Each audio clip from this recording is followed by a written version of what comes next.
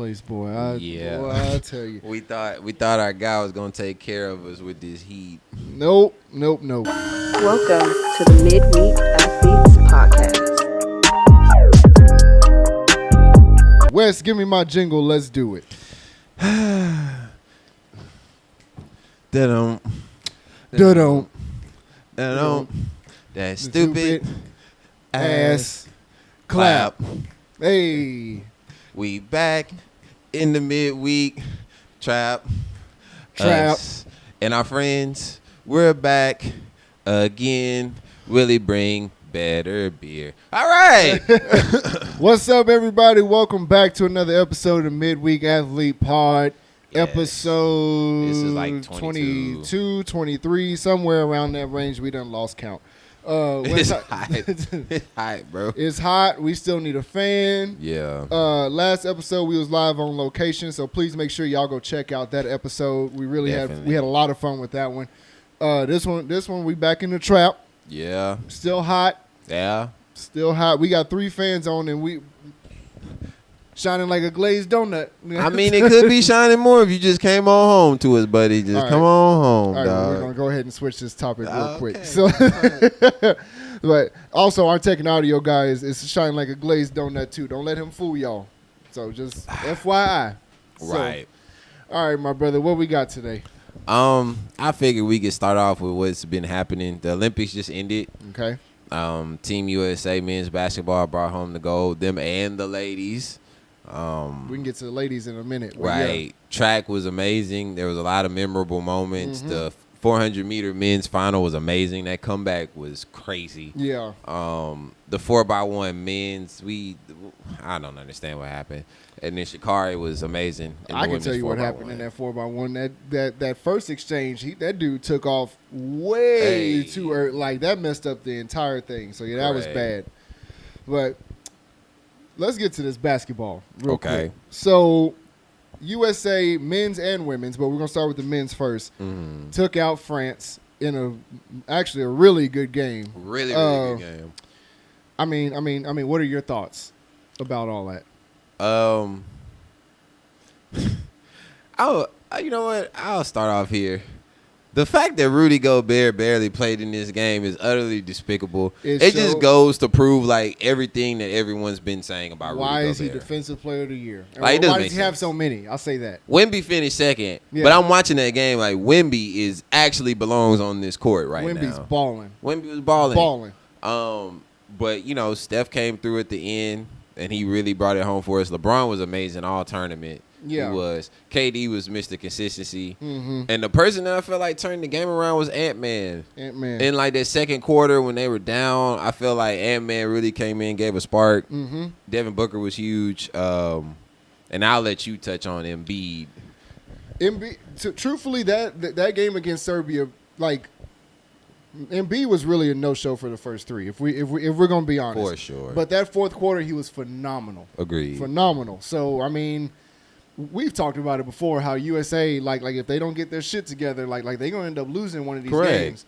And what, the semifinal and the final was nip-tuck. Like, it was like a game 7 basically. So needed every piece of Steph's 36. Every piece. And Steph going back-to-back 30 bombs. There's not really a lot to say about Steph. It's just crazy. So, I got 2 questions for you before we go to the women. Now that Steph has a gold medal, finally, after all these years of maybe injuries or didn't get selected, whatever the case may be. Because he should have got it in 16, but he should didn't have. go. Where do you think this takes Steph's legacy now that he has a gold medal under his belt? I think it makes him clearly the second greatest point guard of all time. A lot of people argue, clear cut number 2. Okay. Because a lot of people say, oh, he's better than Magic, but I'm not gonna pick him over the 6'9" point guard and get everybody the ball. So is height the only reason you're not picking Steph?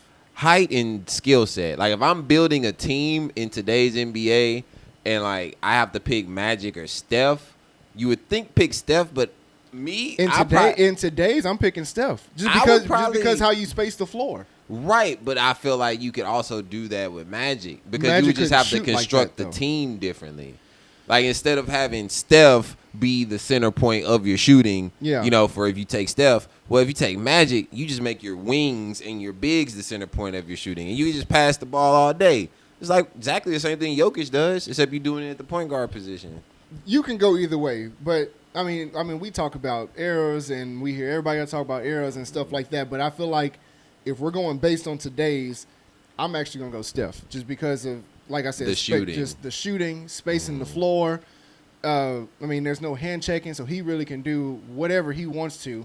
And then we've seen what he can do with a equal shooting partner on as his backcourt. But Klay Thompson, you said an equal shooting partner. I'm saying if you're starting a team, I think I'm going with Steph.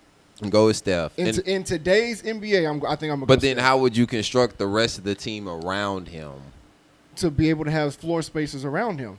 Because he's a smaller guard. No, he is. No, he is. But if you have a shooting guard who can shoot the ball, if you have a small forward, like a la Kevin Durant, who can do a little bit of everything, if you have a 4 that can stretch the floor and do a little bit of everything, you have a 5, like – having a 5 out in today's NBA, there's nobody's going to stop that because you have to guard the 3.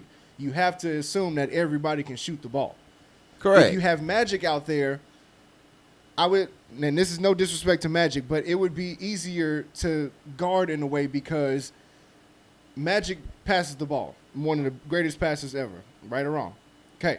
But then after he passes the ball, then what? So it's like you can easily go double somebody else. You could easily go double someone who's hot and leave Magic because Magic is not going to shoot the 3. Have you seen?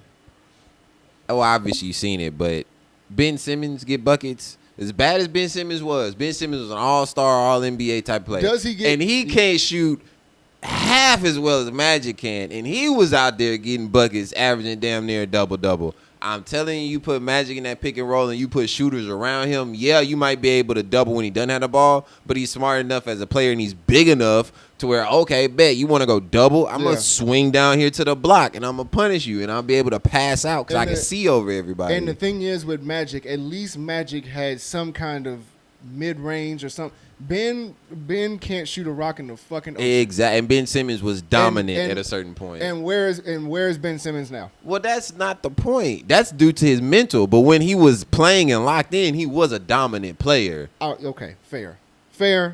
I'll give you that to an extent. But okay, that's fine. And then, so my second part of this of the question I had, every time after the Olympics, there's always this breakout star. That like after the Olympics, learning from all the 15 greatest players in the world, etc. Who is going to be that breakout star come this basketball season, this NBA season? A lot of people are saying Ant-Man, but I feel like Ant's already here. So that's I mean his game is going to go higher, but I feel like this experience is going to take Devin Booker's game to another level. At least I hope so. For the Suns' sake, I hope so. I hope so. It's got to be Devin Booker because he was huge in those semifinals and finals games. He made big buckets. He was playing defense. Like I had never seen Booker play defense like that before. Never. And he was locking down. Never. Yeah, I mean, the cliche answer is everybody's gonna say Ant, but I think Devin Booker took his game up to another notch. It was phenomenal seeing Steph, KD, and LeBron be all on the same floor, so that was cool. I feel like Ant's already arrived, so yeah. I mean, his game is definitely going to take another. Is going to take another level too, but I'm trying to think. Tatum, truthfully, I know Tatum didn't play much, but Tatum is going to be on a revenge tour this NBA season because he didn't get to play a lot. So he's going to be out to prove a point. But what point could he possibly prove at this point outside of winning? League MVP, what else can he really do to change people's opinions? Because people already think what they think about him. Like, look at how people reacted after they won the championship and he was doing all the stuff on the court. They was just like, man, you keep copying this. It just feels like no matter what Tatum does, it just does not work out in his favor. I just think the way that Steve Kerr handled the rotations, you got to think. So whenever, let's go back to let's go to 2012 and 2016. So 2012, LeBron was one of two people to have MVP, Finals MVP, All-Star Game MVP. It's him and Jordan. Something else, or the ring, obviously, NBA Finals and gold medal in the same summer, right? Yeah. Did you see who was the coach? Coach K bench LeBron like that and disrespect LeBron? Okay, so then we go to 2016. Kyrie, they won a championship. He was the starting point guard. Did you see Coach K disrespect Kyrie like that, even though he went to Duke? No. So we go all the way to 24. Okay. Tatum. I mean, he didn't win Finals MVP, but he has a ring. He's coming off a championship year. Yeah. And you don't play him. Correct. So if I'm Tatum, I'm thinking, okay, so I'm not good enough to, like, even though I won a championship and I beat some of these guys to get here, or really all these guys to get here. Right. I'm still not good enough to be on the floor. Okay. I'm about to go out here and bust all y'all's ass. So whether that comes out to be league MVP or a back-to-back championship, whatever, Tatum is out for revenge. I feel it. But Evan, wasn't he like 0 for 24 from the field? When? Like, as far as him shooting jump shots? In the Olympics? Didn't he not make a jump shot the entire time? I don't know. That's a good question. I think he might have made one. I could have sworn he made one, but the stat flying around was that he didn't make a jumper. But I could have sworn he at least made one. Well, I'll have to go back and check. I mean, the guy that's on the revenge tour is Jaylen Brown, but that's a whole nother conversation. Okay, Jaylen Brown, that's fine. I know who's not going to be on a revenge tour. Who? Halliburton. Let's talk about it. So our boy Ev is not here today.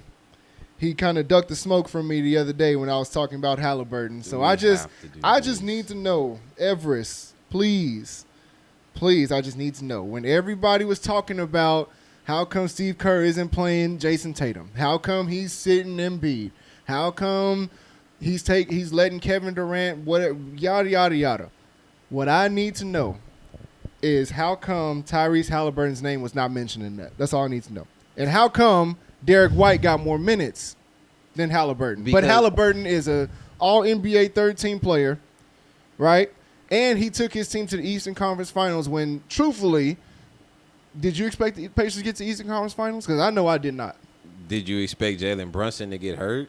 No, but I also did not expect OG Anunoby. If we were to go back and when we were talking about predictions, right? I guarantee all three of us did not have the Pacers in the Eastern Conference Finals. No, but it was just by circumstance. It wasn't. They weren't the second best team. But Everest, that's all I need to know. How come his name was not mentioned? That's all. He got an A on the group project. I mean, do you want me to answer that? You can if you want to. Nobody expected you to play Halliburton. You played your role perfectly. When you did play, you came in and got 6 quick points. You really showed out when they did let you play. Derek White is a better defender. Drew Holiday is a better defender. Your time is coming in 2028, dog. Just keep doing what you're doing. Okay, we'll see then. We shall see. Every Olympic team, there's one player that just does not play. Like it's every year, every 4 years. But I just need to know because Everest thinks he's the the second coming of Jesus. So I just need to know. I mean, the Pacers haven't have a legitimate point guard like this since probably like Mark Jackson. And that was 20 years ago. Fair. Yeah. So. Yeah, I mean, you can't really think anybody else. So, yeah, that's Jamal true. Tinsley, maybe. But that's. Yeah, no, that's a stretch. George Hill. That's an even bigger stretch. So remember any of these guys like that? So. I don't know. So, quick, let's touch on the women's gold medal. Yeah. They damn near lost, too. Yeah, the foot was on the line, man. Foot was on the line. Or else might be having a different conversation. Yeah, we might be having the conversation of the biggest upset in Olympic history. Like, I mean, because what was that? 60 straight, 61 straight. Asia was dominant, man. Like that's what it is. Enrique should have been on the team. Like, I don't understand how Enrique or like Kalen wasn't on the team. But come 2028, they will be. So thankfully they escaped and they got the gold and came back home and. Now the season started today, so yeah, there we go. So that happens. So you had some points you want to talk about the NFL preseason, right? Yeah. Get to it, ladies and gentlemen. boys and girls, people of all ages. I just want to start this off by saying, welcome to the revenge of the Falcons. Welcome, truly. Here we go. In the last 24 hours, the Atlanta Falcons have not only signed Justin Simmons, but traded for Matthew Judon. Two of our biggest issues, safety, pass rusher. Went got both. Got my boy 3 Chainz, Kirk Cousins in the building. Kirk 3 Chainz. 3 Chainz. Gonna be out there in Atlanta. 2 Chainz gonna be at the game. Get them right. Kurt out there balling. Drake London looking great. Bijan Robinson. I'm very excited. Michael Penix Jr. looked really good against the Dolphins, man. He was throwing the hell out the ball. Made some nice completions. I'm really excited for this Falcons season and this Falcons team, man. I feel like keep up the energy, Wes. Keep it up. I feel like we are a true threat to potentially be a dark horse NFC championship contender type team. I don't think we'll win the Super Bowl. I don't think we'll make the Super Bowl. But I think we could be in the conference championship game. And y'all got a new coach. Got a new coach, man. Raheem Morris. Love him. Finally brought him back. He was in Atlanta. He was the interim coach when we let go of Dan Quinn. They didn't retain him. He went did his own thing. Comes back with a Super Bowl ring from the Rams. Like, man, I'm very excited about the future of the Falcons. And we have quarterback position locked up for a good while. You heard it here first. Dark horse of the NFC. So obviously you talked to a couple Eagles fans. Yeah. Week 2. Monday Night Football in Philly. Let's do it. Oh, it's in Philly? It's in Philly. Monday Night Football, baby. Monday Night Football. Well, where are we going to watch that game at? It depends. We can watch it at the crib. If y'all want to do that, we can. But I'm not going to be quiet. That's fine. Because the Falcons stress me out. Hey, listen. 28-3. I ain't been right since. Okay, let's. Oh, here we go. Let's go back. Oh, boy. Let's go back. You have to tell the people where you were, how you were feeling when all that went down. Because didn't you? It was either you or somebody else we know that rode by the Falcons bus. Oh, that was me. That was you. That was me. Okay. Talk about that to the people. Just we were up. We were up 28-3 at halftime. Like, it was lit. Alfred had just took the pick 6 back to the crib. It was up. And I think that was Tom Brady's first pick 6 in the Super Bowl, right? Ever. Yeah. Crazy. It was up. I'm thinking we turn it up. We're at Lauren's house. The homie Lauren, man. Shout out to Lauren. We Shout at the out to house. Lauren. Shout out to Lauren. Having a good time. Hope all is well. For sure. Super Bowl watch party, man. And I'm having a great time. Just enjoying life. Like, we about to win the Super Bowl. This is my year. Yeah. Second half come. Third quarter come. I'm like, damn, where'd Tevin Coleman go? He hurt. Mm-hmm. Oh, okay. We'll be all right. Patriots go down. Okay. No big deal. Matt Ryan strip sack. Oh, boy. This is getting bad. And then next thing you know, fourth quarter rolls around. It's a 16-point game? If that, yeah. And I was like, oh, okay, well, they go down, score. I'm thinking, still, we get this field goal. We put this game out of reach. It's over, right? Julio Jones makes an amazing catch on the sideline. Probably one of the better Super Bowl catches yeah. I'm back up. Easy. I'm back lit. Because mind you, this whole second half, guys, I have not took a sip of my drink. My cup was still full from halftime because I needed to sit down.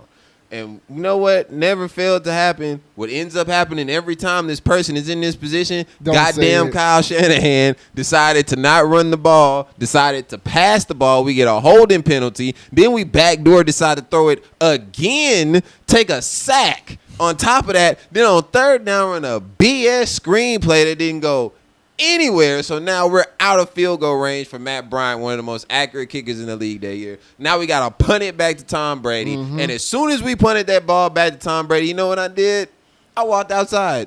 Because you already knew it was going to happen. This is over. You already knew it was going to happen. You don't give Brady any time with the ball. Never. Like, you know what? We're going to lose. That coin flip happened in overtime. Oh, man. Everybody's like, oh, man, don't worry about it. You know, y'all get the ball and win right here. I said, okay. Yeah, that's not how this is going to work. That's not how that's going to happen. Coin flip happened. Patriots win the toss. Well, all right, guys. We can start packing it up.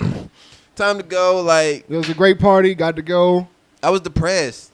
Like, I went from enjoying myself being slightly inebriated to completely and utterly sober by the time I was driving home. And I drove by that damn bus, and there was not one single phone working on that bus. Heads were down, as they should have been. You should have pulled straight out of Compton and pulled the bus over and be like, hey.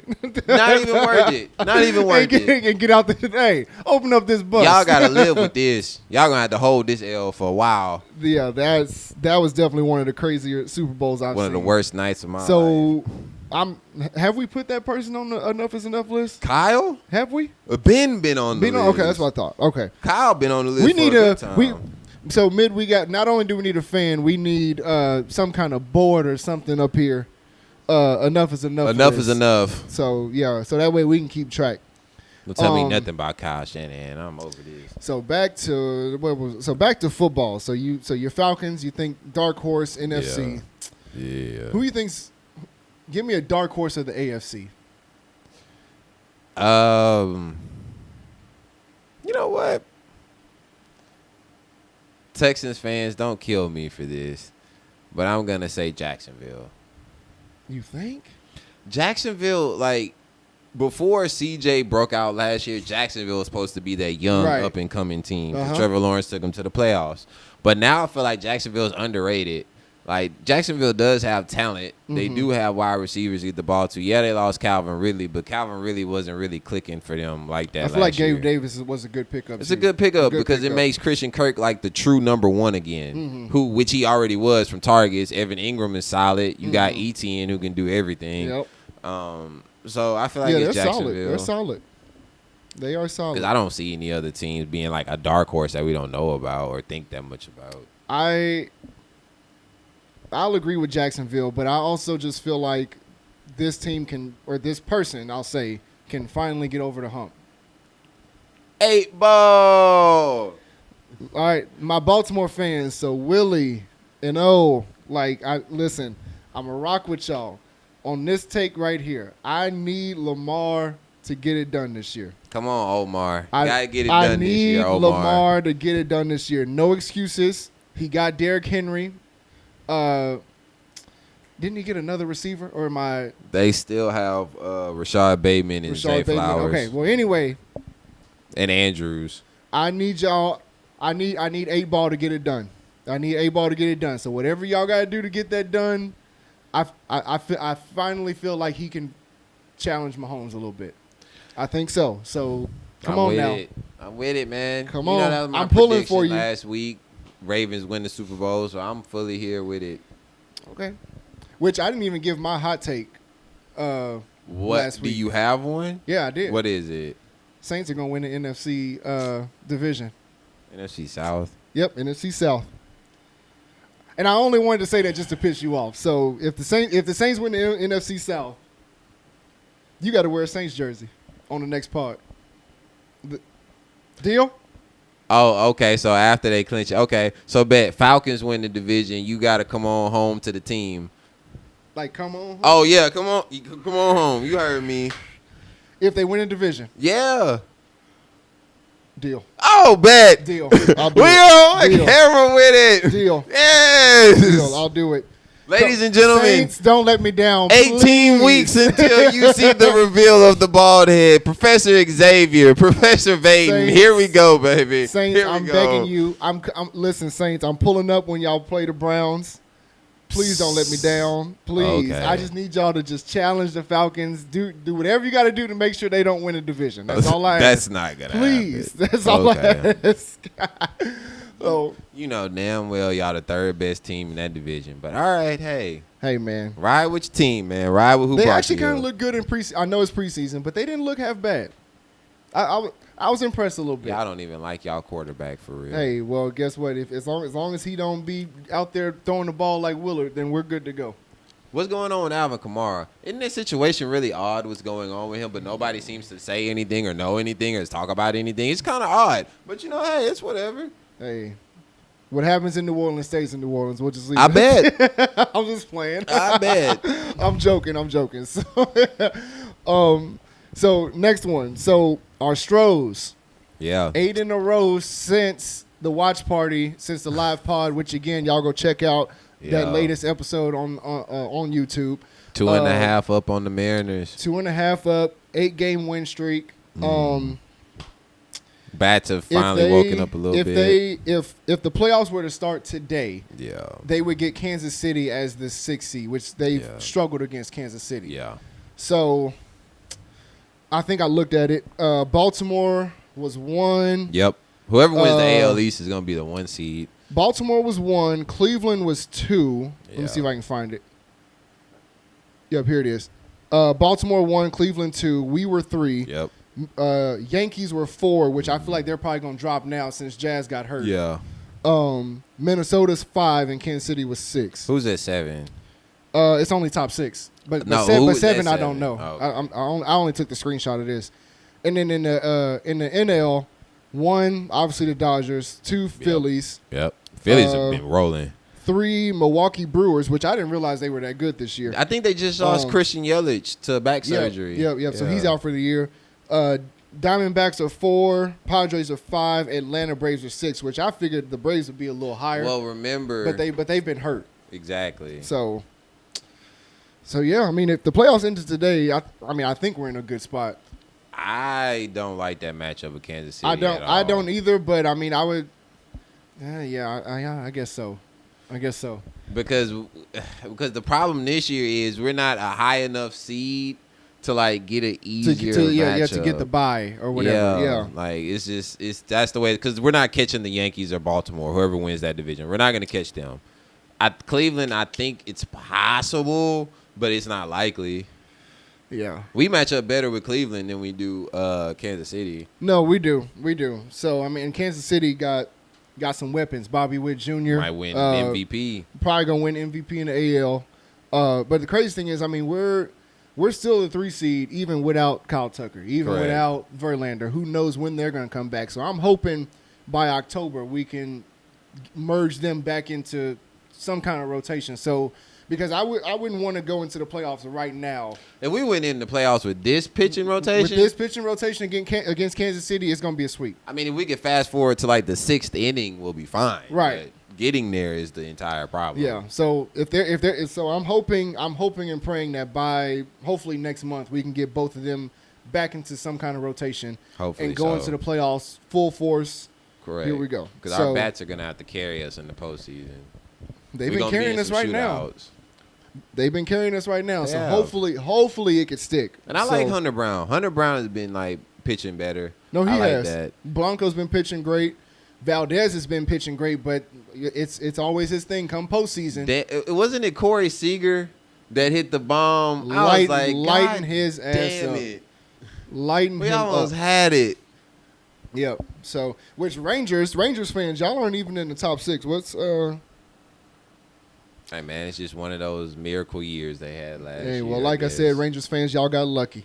Yeah, everybody want to get paid. Like, that Rangers team not gonna be around like that for much longer. Nope. They'll end up breaking that up in the next for sure. 2-3 years ish. Injuries and money will break it up. If Rangers don't make a run next year or some kind of run, it's a wrap. So go ahead and start making them trades and getting all that stuff done. So I agree. So in the NL, who do you have coming out of the NL? So it was the Dodgers, Phillies. Let me look back at it. Oh, you don't have to keep going. I already know where I'm going with it. What you got? Phillies. I think so too. Dodgers are untrustworthy. Very untrustworthy, especially come October. Come October, they are nowhere to be found. No. The Dodgers should have about 4 or 5 World Series right now. Because they have one. It's a damn shame that the only one they've got was the one in 2020. Yeah. Damn shame. Because they should easily have, I wouldn't go 4, but they should easily have at least 3. At least 3. At least 3. Because, listen, I mean, I'm happy my Astros won in 17, but truthfully, the Dodgers were the better team. They were the better team. So, and they had a young Corey Seager at that point, too. Yeah. So, but they got outmanaged. It wasn't necessarily they got outplayed. They got outmanaged. Mm-hmm. Yep. So AJ made the right moves at the right time. So 17, you probably could if you played it right without the trash cans. If you played it right, at Dodgers probably. But we won that Game 7 in their stadium. Oh no, we did, and credit to Houston for that for sure. And I will stand here and be happy that they won it. But the better team on paper. The better team was the Dodgers. So for sure. if you go off paper, 2017 should have been the Dodgers. Agreed. 18 when I think it was the Dodgers and the Red Sox, right? Yeah. Dodgers and Red Sox. We played the can Nationals or the Braves. Can we get a stat check on that 2018 World Series? I'm pretty sure it was the Dodgers and Red Sox, and Red Sox ended up winning. So that one should have been the Dodgers too. Yeah, this should have been Dodgers too. But the Red Sox had Chris Sale, Devers. Because I think the next year was 2019 when we lost was us to the Nationals. Nationals. Who was it? Red Sox and Dodgers, 2018. And then 19 was us and the Nationals, which we should have won. But that was a coming out party for Juan Soto. We choked that one off. Yeah. So 2020 was the Dodgers. 2020 was Dodgers and 21 was the Braves. Kansas City, right? Who they play? Tampa Bay? No. Was it Tampa Bay in 2020? Who's their opponent? It should be right there. It was Tampa? Okay, so Tampa. There you go. But 19, the Astros should have won that. But like I said, coming out party for Juan Soto. Astros should have won in 19 and 21, but we messed around and lost to the Braves. 21, the Braves just smacked us. It was me, tech and audio guy, Jarrell, R.I.P. Tim. R.I.P. to Tim, man. We were at his house, and I remember telling Will, because we were sitting there, when Jorge Soler smacked that thing out of Minute Maid, I told Will, I told Will it's over. It's over. Because I have never seen someone hit that ball out of Minute Maid that far. Have you? Okay, I thought so. All right. No, so once I saw that, I said, yeah, you know what? It's probably time to go. It's game, and that was Game 6. So yeah, so I don't know if the Astros were getting that one, and then against Atlanta, no, we weren't going to win that one. No. Washington, we should have won, but Atlanta, they were the better team. So I don't know, but yeah, but anyway, back to it. Dodgers come October, hopefully with Shohei Ohtani, who I want to say this is probably going to be his first time going into the playoffs in his career. Yeah. It will be. Hopefully, it'll be a coming out party for him, and they can just rally around him. But Dodgers have had some injuries. Turner, their third baseman, has been out. Hopefully, he's coming back this week. Mookie Betts just came back last week. I want to say Hernandez was hurt for a little bit. Biggio was hurt for a little bit. Freeman had just came back. Freddie Freeman had just came back. Family, I mean, glad his son is doing better. Dealing with his son and family stuff. So, I mean, hopefully come October, they'll be ready to go. But right now, I don't know. I don't know. Phillies, I like Philly, but last year they didn't really get it done for me either. No, but it's one of those things that ends up tending to happen. Yeah. But the Phillies, I feel like this year are rock solid, man. They went to L.A., and I'm pretty sure, that was them that went to L.A. and won that series. Yeah. So the Phillies are going to be fine. They got to play L.A. They won't be scared. And they'll step up to the challenge. The Phillies have been going on the Astros-like run. It's just not talked about as much as what the Astros have been doing. Yeah. So midweek athlete pod, definitely keep your eye on October baseball. That is going to be something to watch. Definitely. Something to watch. So let us know in the comments when we start posting who y'all got winning the World Series. Facts. Put it in the comments. Let us know. Drop it down there, man. Whoever you have winning. Me, myself, I don't know who to pick right now. I was just about to ask you who you think your World Series prediction is and who you going to go with. Right now, I would go with the Phillies versus the Orioles. Okay. And I think the Phillies will win. I got Phillies as well versus I want to throw the Astros in there so bad because come October they know how to play. I'll give them that. But I just, as an Astros fan, I just like you can just see the window closing. You can see it. It's time to start making. You can just see. You can just see it closing. So man, I'm gonna go Phillies and I'm gonna go Cleveland because Cleveland's been playing really well this year. So, and I'm gonna go Phillies winning it all. I'm going to go Phillies winning it all. So, Bryce Harper, go get it done.